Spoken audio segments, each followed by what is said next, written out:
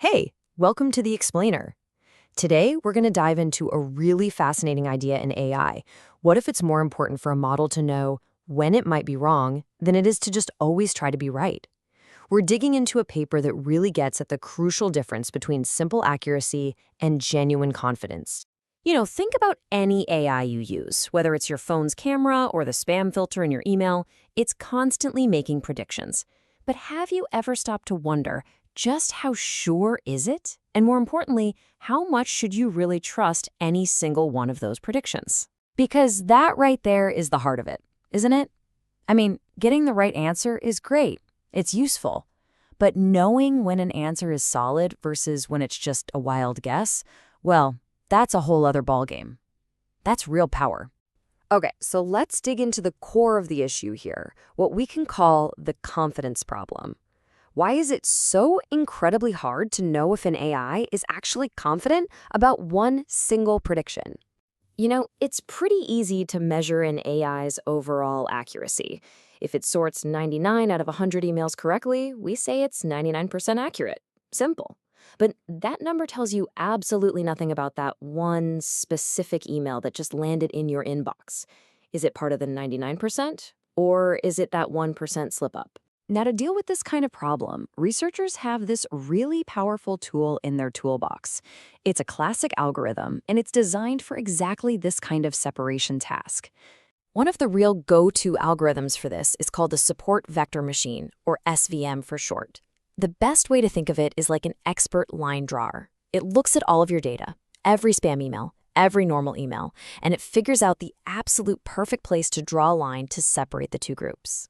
But here's the big catch, and they say it right there in the paper. SV machines are fantastic, they're super accurate overall, but they have a hard time telling you how confident you should be about any single new thing.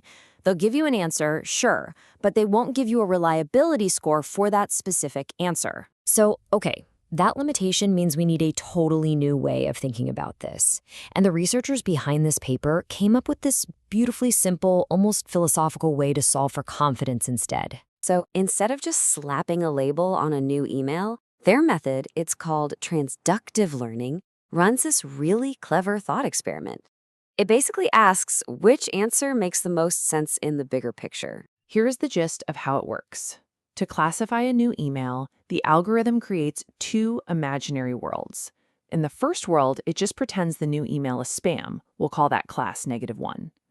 Then, in the second world, it pretends the email is not spam, or class +1. Okay, and here comes the really clever part. In each of these two what-if worlds, the algorithm redraws that boundary line between spam and not spam. Then, it counts up the number of support vectors. Now, you can think of these as the critical data points that the boundary line is actually leaning on. So a more complicated, kind of messy boundary needs a lot more of these support points to hold it up. The logic is just so elegant.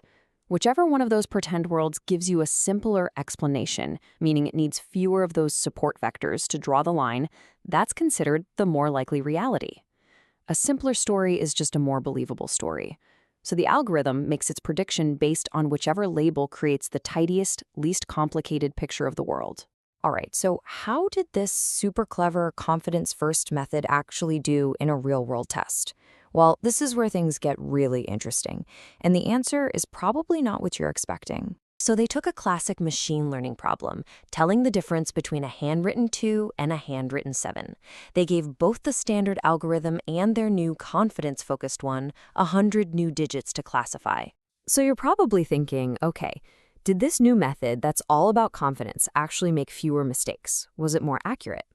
All right, so out of 100 handwritten digits, the new transductive algorithm, the one that was built specifically to be more confident, it made 5 mistakes. And the standard algorithm, the one that's just chasing accuracy, it made just 1 mistake. Yeah, let that sink in for a second. The algorithm designed to be more confident was actually 5 times less accurate. And this points to a really surprising but super powerful insight. Trying to be confident and trying to be accurate are just two totally different goals, and sometimes they can even pull in opposite directions. Okay, so what does that even mean? Does that mean the new method was a total bust? No, Absolutely not. And this is the big takeaway, where the real genius of this idea comes out. The researchers realized their little what-if game gave them something else, something incredibly valuable. A new metric they decided to call possibility. And this score, it doesn't judge the answer, it judges the question. A low possibility score is basically a warning sign that the data point is tricky or ambiguous, telling you that any prediction is going to be less reliable. And you won't believe how powerful this is. When they actually mapped out the results, check this out. The standard algorithm's one and only mistake, it happened smack in the middle of a bunch of data points that the new method had already flagged as having low possibility. It was like the new method was raising a red flag ahead of time, basically yelling, hey, be careful with this one. The numbers just make it crystal clear. You had 93 digits where the possibility score was high, and the standard algorithm was perfect, 0 errors. But in that tiny group of just 6 digits with a really low possibility score, boom, that's where it made its only mistake. The possibility score perfectly separated the safe bets from the dangerous ones. And that brings us to the final, really powerful solution. You don't have to pick one. You use the standard, super accurate machine to get your answer. But you also run the new method in the background, not for its answer, but to get that all-important possibility score. It's like having an expert looking over the AI's shoulder, telling you exactly when to trust its answers and when to be a little more skeptical. And this really leaves us with a critical question, as we start to rely on AI for more and more important stuff, like in medicine or in self-driving cars. When is it more important for an AI to just stop and to know that it doesn't know than it is to just silently take its best shot and hope for the best?